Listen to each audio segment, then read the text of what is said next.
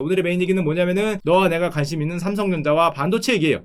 제 포트폴리오가 그렇게 현격한 상승을 보이지 못하는 거는 코스피는 오르고 있는데 우리 삼전형들은 오르긴 올랐는데 뭔가 썩 그렇게 마음에 안 들게 오르고 있어요. 오르긴 오르는 것 같은데 이게 오르는 것도 아니고 안 오르는 것도 아니고 뭔가 민기적 거리면서 이것만 보면은 직업병이 생기죠. 왠지 이런 거 기영이를 그려야 될 것 같은 직업병, 이런 걸 삼각형이라 그러나 다이아몬드라 그러나 이런 직업병이 생기는 식으로 조금 모이고 있는 것 같은데 이런 걸 생각하면 안 되고 삼전이 굉장히 민기적거리면서 오르고 있는데 이런 와중에 어떤 일이 벌어졌냐면은 대만에 있는 TSMC, 이제는 다 아시죠? 뭐 설마 모르시는 분 없겠지? 대만에 있는 TSMC가 글로벌 반도체 기업 중에 시가총액 1위로 올라섰습니다. 이 정도 되는 거는 테슬라가 도요타를 이긴 것과 굉장히 비슷한 느낌? 그 정도까지 큰 사건은 아니지만, 왜냐면 이게 물론 2019년에도 이겼었는데 지금 엄청나게 벌어졌어요. TSMC 파운드리 대신 만들어주는 것만 전문으로 하는 반도체 업체 시가총액이 이게 얼마예요? 3,063억 달러, 우리나라 돈으로 360조 조금 넘는데 삼성전자는 밀렸어요. 2위가 됐습니다. 반도체 기업 중에 무려 444억 달러 부족하니까 거의 50조가 밀렸어요. 근데 우리만 기분 나빠할 필요 없는 게 반도체 매출 1위 인텔은 심지어 3등도 아니에요. 4등으로 갔어요. 그럼 왜 이런 현상이 벌어졌을까? 참고로 작년에 17년 만에 TSMC한테 시총을 삼성전자가 추월을 당했고 왔다 갔다 하다가 지금은 이렇게 차이가 나고 있는 상태라고 보면 되고, TSMC 주가를 잠깐 보여드리면은 당연히 한치의 망설임 없이 올라가고 있죠. 허허, 이럴 줄 몰랐는데. 야, 이거 대신 만들어주는 업체인데 어떻게 저렇게 올라가고 있을까? 게다가 우리는 이거잖아. 생각을 해보면. 삼성전자, 야, 대만 TSMC는 대신 만들어주는 파운드리만 1등을 하고 있고, 삼성은, 야, D램이 1등이야. 스마트폰 세계 점유율 1등이야. 디스플레이도 있어. 백색 가전도 있어. 아니, 있는 게 이렇게 많은데 이걸 다 합친 것보다 이게 큰. 야, 이게 뭐야. 야, 우리 몇 개를 하는데 이게 삼성의 최대 장점이잖아요. 심지어 D램은 1등인데 반도체에서도 얘네 비메모리 1등도 아니에요, TSMC는. 근데 이게 파운드리 대신 만들어준 거면 1등인데 이게 이렇게 됐어. 자, 이게 왜 그런 생각이 벌어질까? 심지어 인텔은 4등이 됐어요. 근데 웃긴 게 메모리 1등은 삼성이에요. 비메모리 1등은 인텔입니다. 야, 반도체는 메모리 아니면 비메모리인데 메모리 1등, 비메모리 1등, 얘네들이 시가총액 1등이 아닌 거죠. 여긴 2등이고 심지어 이건 4등이에요. 아니, 약간 여기서 1등은 삼성이고 여기서 1등은 인텔인데 어떻게 시가총액은 얘들이 1등이 아닐까? 자, 요거를 한 20분에 걸쳐서 아는 게 오늘의 이야기가 되겠습니다. 자, 일단 TSMC를 조금 이해해야 되는데, 우리가 TSMC가 어느 날 갑자기 떠오른 기업이 아니에요. TSMC라 그러면 이분이 있습니다. 무려 1931년생, 나이도 엄청 많으시죠? 지금 엄청 할아버지, 2018년 은퇴를 하셨는데 대만 사람들은 다 압니다. 모르시는 분이 없어요. 대만 반도체 아버지라고 불리는 모리스 창 아저씨 얘기를 좀 알아야 돼요. 모리스 창이라는 거의 대만 반도체의 아버지예요. 사실상 대만 경제에서 가장 유명한 분 중에 한 분이라고 보면 되는데 1987년에 TSMC를 창업을 합니다. 이분이 대만 분이긴 한데 미국에 있다 오셨어요. MIT에 다니시다가 미국의 반도체 회사에 다니시다가 54세에 은퇴를 해서 대만으로 들어왔는데 1985년입니다. 대만으로 들어와 보니까 대만이 조국이죠. 자기의 조국의 경제산업을 부흥할 수 있는 길은 반도체뿐이고 그동안 자기가 해온 것도 반도체 엔지니어였으니까 뭔가 반도체 산업을 하려고 그랬는데, 문제는 그때 당시 대만이 기술하고 돈이 부족하잖아요. 그때 당시 반도체 회사가 그랬으면 IDM, 종합 반도체 회사였어요. 예를 들면 인텔이나 삼성처럼, 뭐 하이닉스도 마찬가지죠. 자기가 설계하고 만들어서 판매까지 다 하는, 전부 다 그랬어요. 원래 반도체 회사라는 게 종합 반도체 회사였는데 기술과 돈이 없으니까 종합 반도체 회사를 했다가 리스크가 있는 거죠. 게다가 반도체는 진입 장벽이 너무 높은 시장이니까 투자할 수 있는 돈도 없고 비용도 없고 리스크를 감당하지 못하겠다. 그래서 어떻게 해야 되냐 고민을 합니다. 그래서 모리스 창 아저씨가 아이디어를 내요. 우리가 다 하려니까 돈이 너무 많이 들어. 설계와 생산을 모두 다 할 필요는 없을 것 같아. 반도체 설계하는 기업을 따로 만들고 진입장벽이 낮은 반도체를 생산하는 기업을 따로 만들어서 양쪽을 해야 우리가 그 위험을 감당할 수 있다. 한마디로 우리는 파운드리라는 생산만 전문적으로 하는 기업으로 가자. 어차피 그래도 나중에 반도체 생산을 전담하는 기업의 수익이 늘어날 것이라는 아이디어를 내요. 이 아이디어 자체가 모리스 창 아저씨 아이디어였어요. 다 할 수가 없다는 거죠. 그래서 만들어진 게 그 당시에 대만의 파운드리 업체 TSMC입니다. 이게 돈이 없었기 때문에, 이 당시에는 대만은 대기업이 없잖아요. 우리나라 삼성처럼 대기업이 없기 때문에 최대 주주가 대만 정부예요. 물론 뭐 대만 정부가 먼저 하자고 얘기했다는 말도 있지만 뭐 중요한 건 아니니까 최대 주주가 TSMC는 아직까지도 6% 갖고 있는 대만 정부입니다. 대만 정부 회사예요. 어떻게 보면 대주주가. 물론 지금은 민영화 됐기 때문에 외국인 투자 비중이 70%가 넘어서 사실은 대만 회사라고 하기엔 조금 애매하긴 한데, 뭐 대주주는 외국인들이 많지만은 가서 일하는 분들은 전부 대만 분들이니까 뭐 대만의 대표적인 회사고, 사실상 대만을 먹여 살린 회사가 됐어요. 대만의 반도체 회사들은 처음 태생부터 비즈니스 모델이 파운드리와 팹립스가 나뉘어가요. 우리나라하고 결정적으로 다른 어떤 태생적 다름이에요. 우리나라는 처음부터 이렇게 안 갔어요. 다 같이 했죠. TSMC 비즈니스 모델은 설립 당시 파격적이었죠. 파운드리를 따로 하고 팹리스를 따로 하고. 근데 TSMC가 파운드리로 간다 그래서 대만에 팹립스 회사들이 없으면, 팹립스라고 어렵게 썼지만 설계회사잖아요. 설계회사가 없으면 파운드리 회사가, 만드는 회사가 돌아갈 리가 없잖아요. 그래서 대만의 반도체 비즈니스 모델은 태생부터 설계회사 따로 만드는 회사가 따로 양쪽으로 발전을 합니다. 모태가 달라요. 당시에는 혁신적인 비즈니스 모델이었고 비용을 나눌 수 있었고 리스크를 분산할 수 있었고 어떻게든 반도체 사업에 뛰어들 수 있는 어떻게 보면 궁여지책이었는데, 그래서 대만 반도체 생태계를 보면 이렇게 돼 있어요. 생태계부터 생산 따로, 팹리스 따로. 어떻게 보면 생태계가 따로 돼 있지만은 둘이 손을 합쳐서 여기서 설계를 하면 여기서 만들고, 여기서 뭐 연구를 하면은 여기서 뭐 자재를 대준다든지, 이게 이렇게 돌아가는 순환되게 돼 있어요. 근데 문제는 저 TSMC가 처음부터 저렇게 시작을 했지만 처음부터 잘 된 건 아닌 게, 저 당시에는 넘볼 수 없는 4차원의 벽이 있었습니다.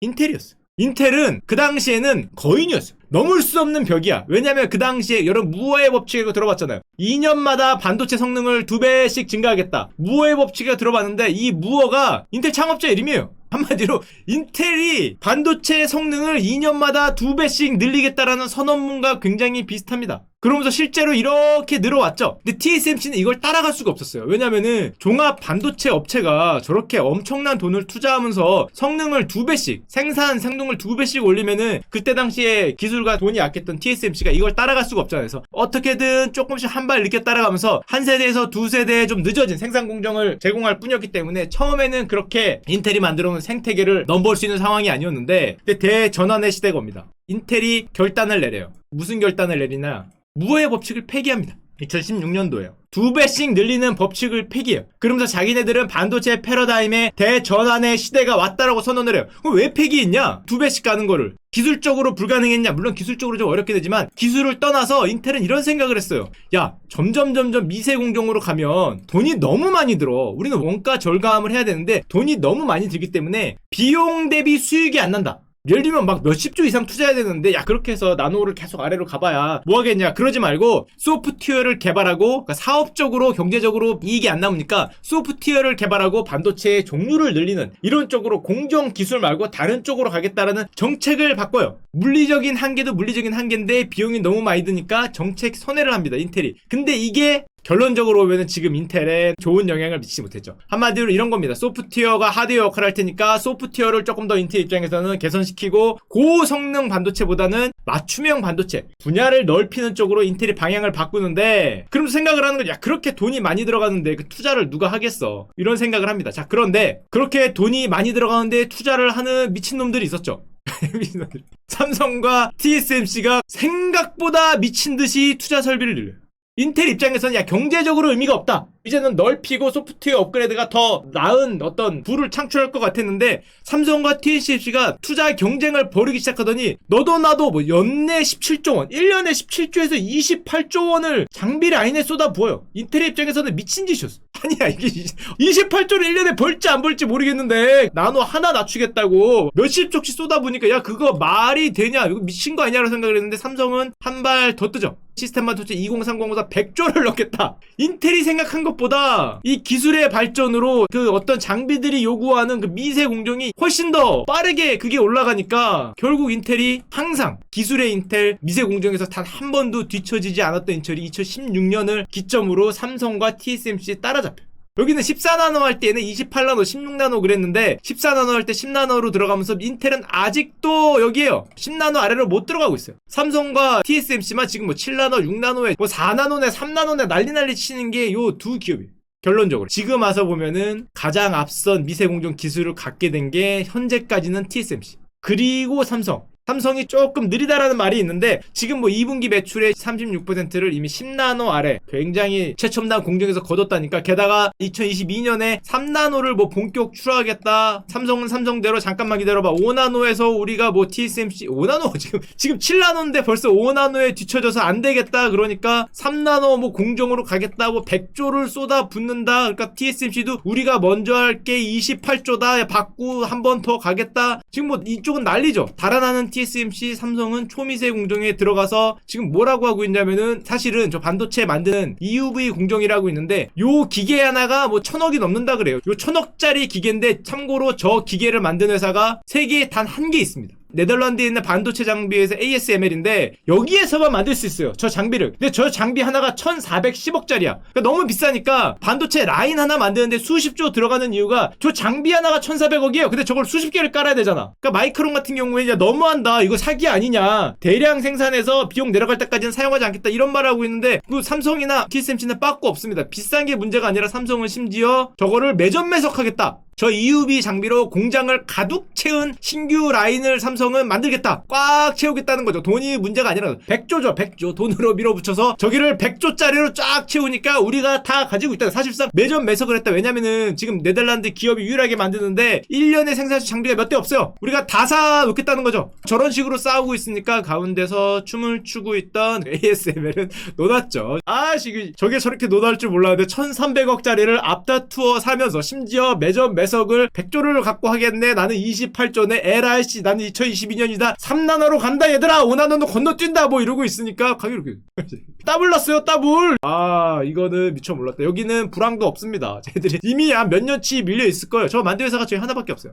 인텔이 예상했던 것보다 빨리 왔던 거죠. 뭐가? 이런 시대가 점점 줄어들고 4차 산업혁명의 시대, 그 다음으로 가는 시대가 빨리 왔기 때문에 미세 공정이 아직도 물론 뭐 언제 끝날지 모르겠지만, 그러면 만약 끝나면은 뭐 인텔이 생각한 시대가 올지 모르겠지만 현재까지는 대세가 됐고, TSMC 입장에서는 야 세상에 핸드폰을 만든 회사가 삼성, 애플, 뭐 화웨이, 샤오미 수많은 회사들이 반도체를 만들겠다고 뭐 핸드폰을 만들겠다고 덤벼드는 시대가 되니까, 또 결정적으로 비메모리 반도체 종류가 수만 가지기 때문에 온갖 종류의 뭐 팹리스 회사들이 반도체를 만들겠다고 뛰어드니까 파운드리 전성시대가 열렸어.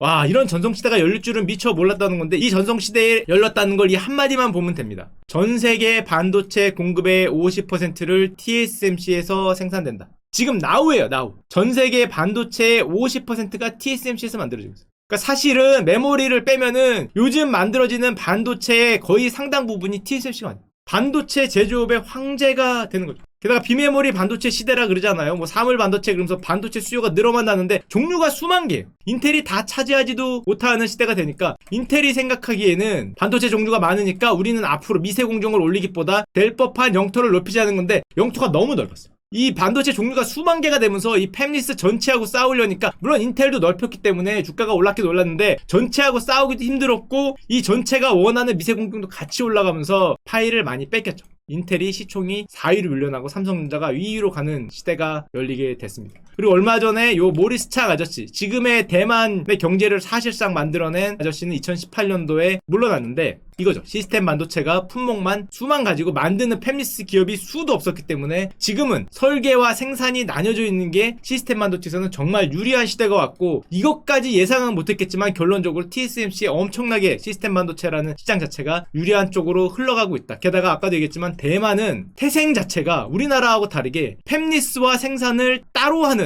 그런 경제가 됐기 때문에 저 팹리스 쪽이 엄청나게 발전을 했습니다. 우리나라 경제와 결정적으로 다른 측면인데, 2010년도 뉴스인데 이미 2010년도에 대만의 팹리스 설계하는 업체들이 우리나라의 10배다. 대만에 비해서 우리나라가 훨씬 큰데 왜 우리나라는 설계가 이렇게 약하냐? 태생부터 그랬어요. 예를 들면 이런 겁니다. 2017년도 순위긴 한데요. 설계하는 팹리스 회사들의 순위를 쫙 보면은 1위부터 10위까지 거거든요. 미국이 하나, 둘, 셋, 넷, 다섯, 6개고, 중국계나 대만계가 하나, 둘, 셋, 넷, 6대 4예요.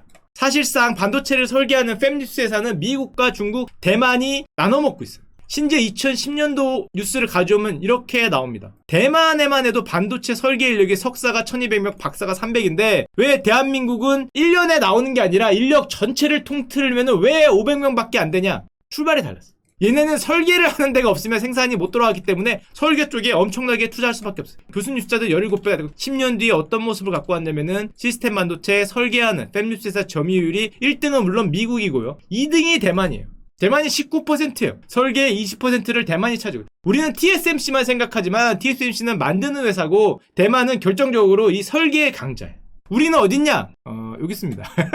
우리가 그 일본에 밀려요. 이거 물론 메모리가 아니기 때문에 팹리스 설계만 하는 회사를 치면 삼성전자가 빠져 있는 거죠. 하이닉스도 빠져 있는 거죠. 우리는 일본에 밀려요. 대만과 중국을 합치면은 31%입니다. 그러니까 대만이 우리나라에 비해서는 비메모리 반도체 설계 쪽은 압도적으로 지금 앞서 있는 상황이 이게 가장 아쉬운 상황이고 물론 우리나라가 환경이 안 좋냐? 환경은 진짜 좋죠. 우리나라가 스마트폰 시장 점유율 세계 1위죠. 자동차 세계 5위 그룹이 있죠. 그러니까 우리나라가 수요가 엄청 많고 5G도 세계에서 최초로 설계됐고 그러니까 한마디로 이런 시스템 반도체가 들어갈 수 있는 수요는 진짜 많이 갖고 있는 데다가 파운드리 업체가 없냐? 삼성전자가 세계 파운드리 업체 대신 만들어주는 거 2위에다가 메모리는 당연히 1등 이런 훌륭한 조건이 있었지만은 안타깝게 설계에서는 우리가 일본에도 지금 대만이 우리를 앞서고 있는 이제 그런 상황이 되는 건데 자 그럼 우리는 왜 이런 제가 물어본 적 있어요. 이쪽 반도체에서 정말 구루쯤 되는 교수님하고 샌프란시스코 갔다 왔기 때문에 그때 물어봤어요. 우리는 왜 그렇게 설계가 약하게 됐냐. 메모리 할 바에 같이 해서 우리도 팹리스나 설계하는 거 하면 됐지 않냐 그랬더니 이런 말씀하시더라고요. 그건 우리의 어쩔 수 없는 선택이었다. 왜냐 모리스 창 아저씨가 대만에서 아이디어를 내서 선택을 했듯이 1982년에 우리나라도 선택의 기로가 옵니다.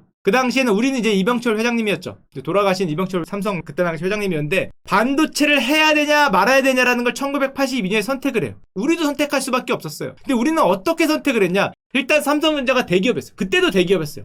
돈은 좀 있어. 기술은 없지만 돈은 좀 있어. 버틸 수 있을 것 같아. 근데 비메모리하고 싸우려고 보니까 그때 당시에 IBM과 인텔이에요. 미국과 싸우려니까 좀 힘들어 보이고 만만한 거는 일본 같은데 일본이 메모리 분야에서는 미국보다 앞서 있다. 그러니까 미국과 싸울래 일본과 싸울래 했을 때 잠깐만 미국보다는 일본이 만만하지 않을까. 우리나라 뭐 젓가락도 잘 쓰죠. 일본 손재주는 다를 바 없다 해서 선택을 합니다. 뭘로? 메모리로 선택을 해요. 일화가 되게 많아요. 그때 당시에 반도체 추진 사업팀이 뭐라고 보고를 했더니 결론적으로 메모리를 하자라고 결정을 했다. 선택을 한 거죠. 그래갖고 우리나라도 비슷한 걸 합니다. 유명하죠. 이거 1983년에 삼성전자의 도쿄 선언. 우리는 왜 반도체 산업을 해야 되는가? 선언문의 제목이에요. 멋있죠? 우리는 왜 반도체 산업을 해야 되는가? 1983년에 선언을 하고 메모리로 뛰어듭니다. 메모리에서 1등을 하죠. 우리나라를 지금까지 먹여 살린 한 기업의 결정이 우리나라 경제에 가장 큰 영향을 미친 거를 꼽아라 그러면 요게 아닐까요?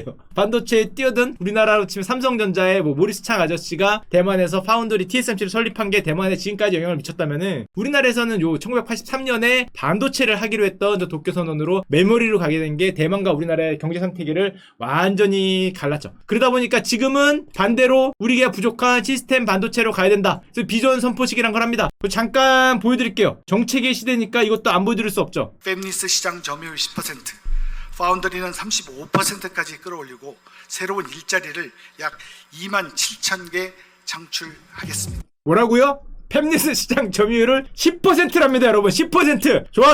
야, 좋다. 지금 우리가 1.6%인데 계획이 10%예요. 좋습니다. 훌륭해요. 파운드리 1위는 우리 당연하고요. 우리 계획 2030년까지 파운드리 1위. 요거는 뭐 그럴 수 있는데 그거보다 제 눈에 더 띄어드는 거는 10%. 지금 대만이 19%고 미국이 60%고 우리나라가 1.6%예요. 이걸 6배 정도를 튀기겠다는 거죠. 좋습니다. 요게 돼야 됩니다. 요게 되면은 정말 2030년에 대한민국은 밟지 않을까. 설계 기업을 늘리자는 건데 이거는 삼성전자가 잘한다, 하이닉스가 잘한다고 해서 되는 게 아니에요. 설계 같은 게 반도체 종류가 수만 종이잖아요. 그럼 누군가가 해야 되는 겁니다. 스타트업이 등장을 하건 우리나라 지금 있는 팹리스 기업들이 해내건 누군가가 해줘야 되는 거예요. 예를 들면 이런 거죠. 우리나라 메모리 1위는 삼성전자라는 건 누구나 알아도 우리나라 팹리스 1위가 어디냐 그러면 모르죠. 실리콘웍스라는 데인데요. 세계 랭킹으로 치면은 19위입니다. 아직 멀었죠. 10%를 차지하려면은 세계 10등 안에 들어가는 기업이 1개 또는 2개가 나와야 되는 거예요. 퀄컴하고 어깨를 걸 정도가 되는 기업이 1-2개 정도는 등장을 해줘야 되는 기업이기 때문에 좋습니다. 10% 꼭 되기를 간절히 기원 드립니다.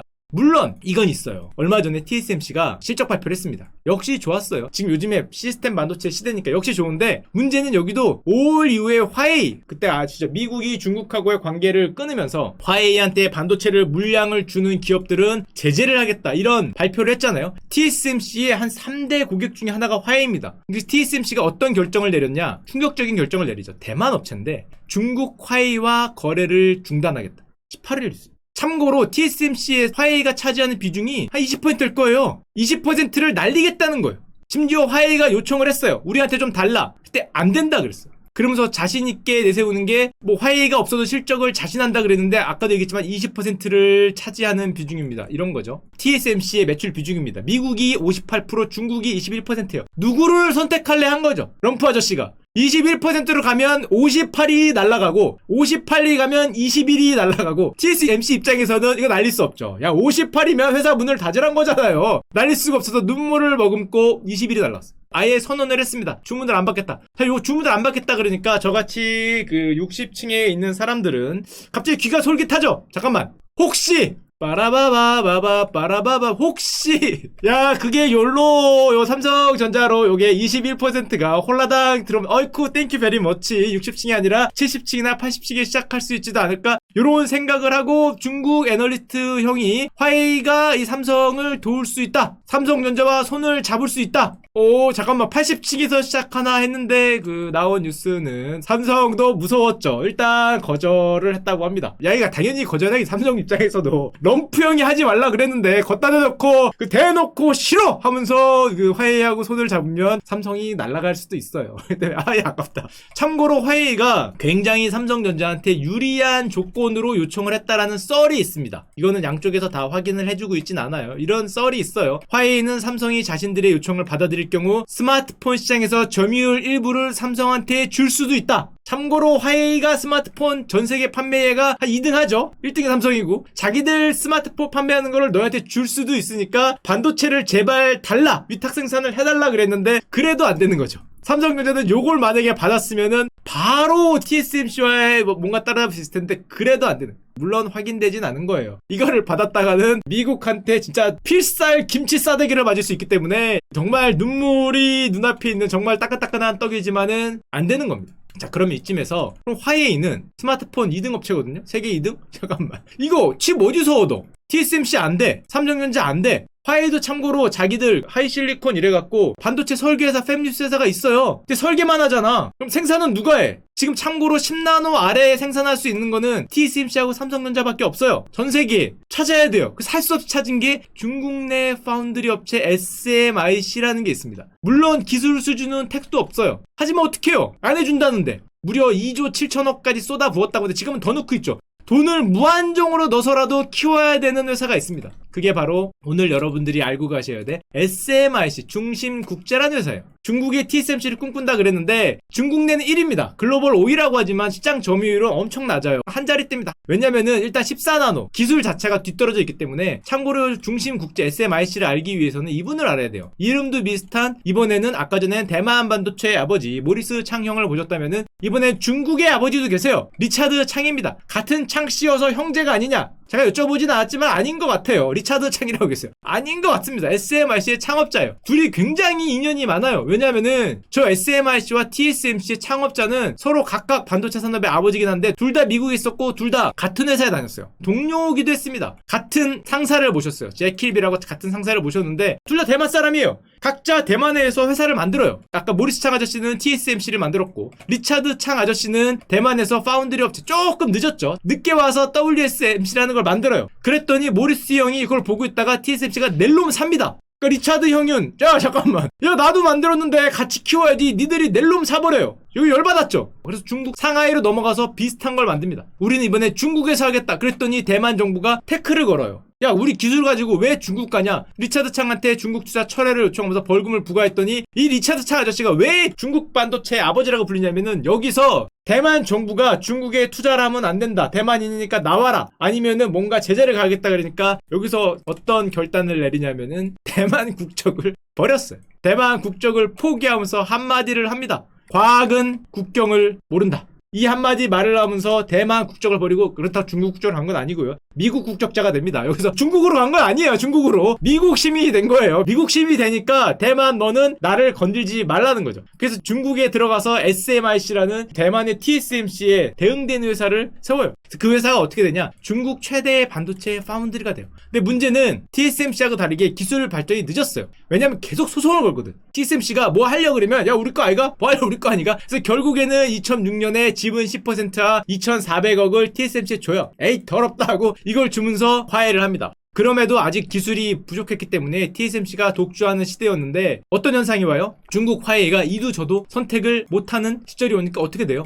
SMIC에 기대를 걸 수밖에 없는 거니까 얘네 주가가 여기까지 겼는데 2019년에 미국이 화웨이를 쳤다. TSMC가 화웨이를 손을 끊었다 하는 순간에 별 수 없는 거죠. 참고로 이 기업은 대주주가 누구냐? 중국 정부예요. 40%예요. 40%. 사실상 어떻게 보면 국영기업이죠. 시장 점유율은 물론 4%밖에 안 돼요. 이것도 중국이 의도적으로 밀어준 거겠죠. 게다가 미세 공정 타임라인이 한참 늦었죠. 지금 14나노예요. TSMC가 지금 2010한 5년 6년에 한 거니까 거의 한 4년 정도가 늦은 상태인데도 불구하고 지금은 어쩔 수 없어요. 중국 입장에서는 지금 다 자기들을 손절치고 있기 때문에 저게 반드시 필요한 거예요. 반드시 죽더라도 가야 되죠. 뭐 어떡하겠어요. 핸드폰 안 팔 수는 없잖아. 화웨이도 사실상 중국 국영기업에 가깝다고 보면은 핸드폰을 안 팔 수 없기 때문에 참고로 나스닥에도 상장이 돼 있습니다. 이렇게 돼 있어요. 이렇게 10불 하던 게 저거 발표되고 30불 갔어요. 이것도 지금 40불 갔다가 내려온 거예요. 순식간에 왜냐면 중국이 밀어줄 걸로 생각을 하기 때문에. 대만 TSMC 입장에서는 이거를 사실 20%를 SMIC 때 그대로 헌납한 거와 다름없는데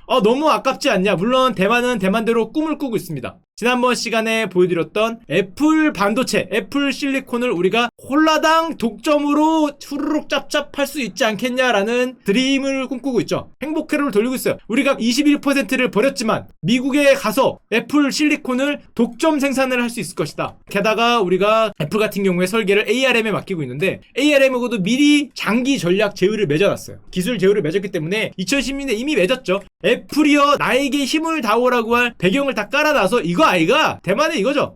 이게 우리가 그것도 버리고 왔는데 이렇게 해서 후루룩 짭짭해서 둘이 이렇게 손잡으면은 이거 다 우리 주지 않겠냐. 그걸 위해서 미국에다가 5나노 반도체 공장도 이미 짓고 있고요. 저걸 지으니까 미국 입장에서는 쟤네가 중국을 버리고 왔으니까 역사적 거래다. 훌륭한 판단이다. 반도체 투자 끝내준다. 히스토리컬 딜이다. 게임 체인저다. 뭐 공장 하나 짓는 거를 게임 체인저라고 할 건 없지만 하여튼 환영에 환영을 하는 거고 저 옆에 있는 그 모 반도에 있는 꼬레아라는 나라는 야 니들 그거 공장 짓는 거 보니까 그 조그만 거 짓는 거잖아. 규모 작고 조그만 거 짓는 건데 무슨 뭐 예상도 제한적이고 이거 뭐 꼬레아라는 나라는 이런 걸 얘기를 하는 거죠. 니네 그 면피 알가 면피 그 미국에 혼나지 않기 위해서 알고 보면은 별거 아니네라고 그 우리나라는 얘기를 하고 있는 겁니다.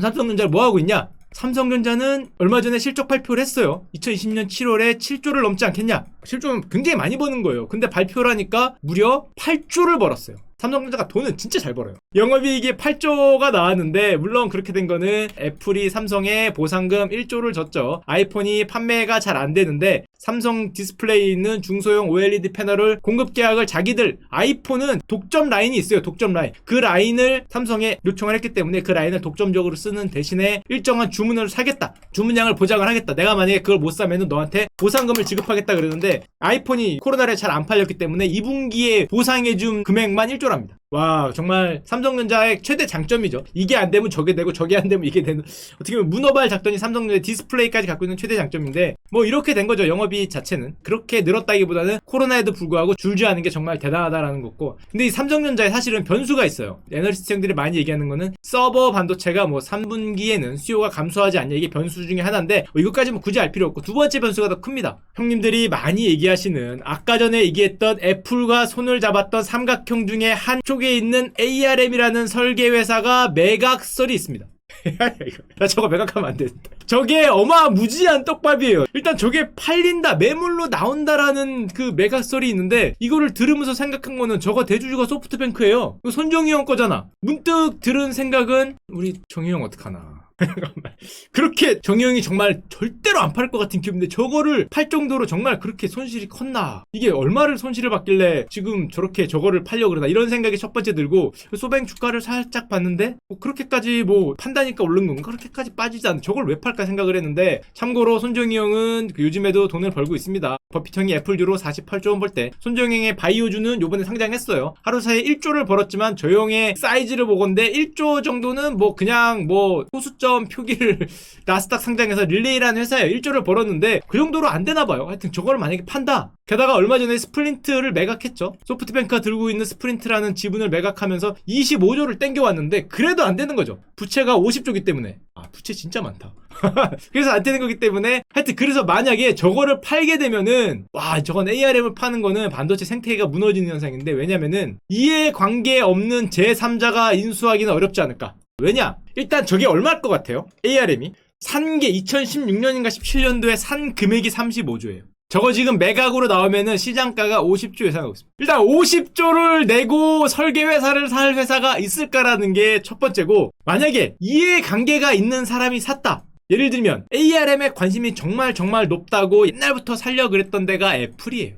애플은 50조는 그냥 살 수 있긴 하죠. 저게 뭐 하는 회사냐면은 그 아키텍처라 그러는데 사실상 가장 기초가 되는 어떤 설계도에 들어가는 구조도를 파는 회사잖아요. 만약에 애플이 이걸 사, 삼성한테 만약에 돈을 받거나 아니면 최첨단 아키텍처를 삼성한테 제공하지 않아, 삼성의 반도체는 전부 다 ARM 걸 쓰거든요. 거의 대부분이. 삼성은 삼성대로 야 잠깐만 장난하냐가 되는 거죠. 삼성도 뭐 돈이 없는 회사가 아니죠. 1년에 뭐 몇십 조를 버는데 50조쯤은 사실은 살 수도 있을 것 같아요. 만약에 산다, 썰이 있긴 합니다. 삼성전자가 인수에 나서나 ARM을 산다, 그럼 반대로 이번엔 애플이, 저 애플 저거 전부 다 ARM 거 쓰는데 저걸 사면은 애플이 왜 난리칠 거 아니에요. 물론 그렇진 않겠지만은 ARM이 만약에 애플한테 기초적인 걸 제공을 안 하거나 그럼 난리가 나기 때문에 소프트뱅크 인수 당시에도 이게 문제가 있었기 때문에 소프트뱅크 인수에는 ARM의 경영에 소프트뱅크가 참여하지 않겠다, 중립적 사업 구조를 유지하겠다라고 공언을 하고 인수한 건데, 아 저게 최대의 떡밥입니다. 정말 누가 사게 되냐. 가격은 대충 예상하는 가격이 50조예요.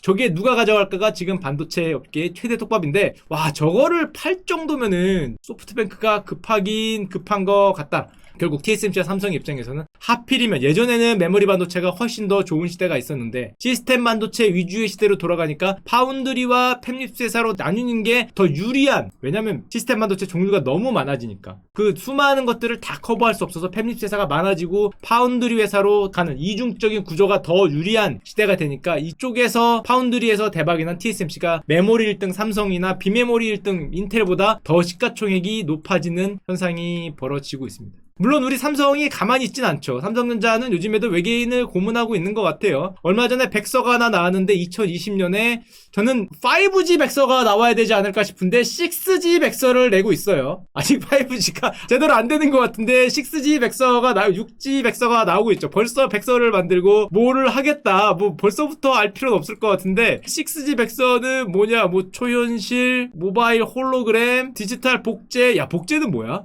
여기 있는 걸 일로 옮기나? 뭔지 모르겠지만 벌써 6G의 시대로 나가고 있습니다. 그래서 뭐 60층 곧 회복하지 않을까 싶지만은 하여튼 현재까지는 하필 반도체가 그런 시대로 돌아가면서 TSMC에게 유리한 구조가 흘러가고 있다.